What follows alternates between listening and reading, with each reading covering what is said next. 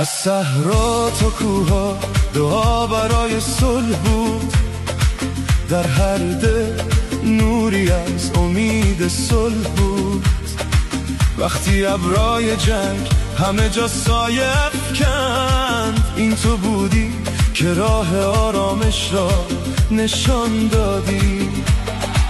از اسلام آباد نوایی نرم برخاست، گویی مرهمی بر زخما گذاشت. چون برادری دست یاری دادی، پاکستان تو دلها را بردی. پاکستان از دل تشکر چراغ صلح را روشن کردی.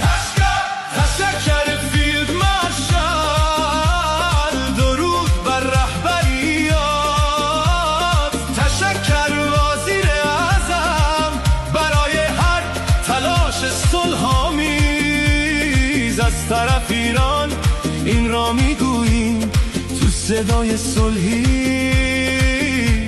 نور انسانیت.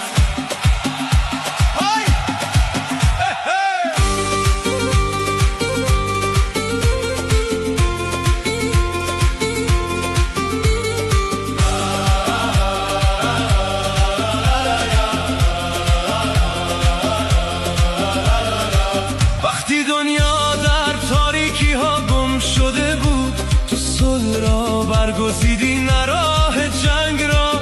وقتی دیوارهای ترس بلند شدن، تو با محبت همه راه ها را پیوند دادی.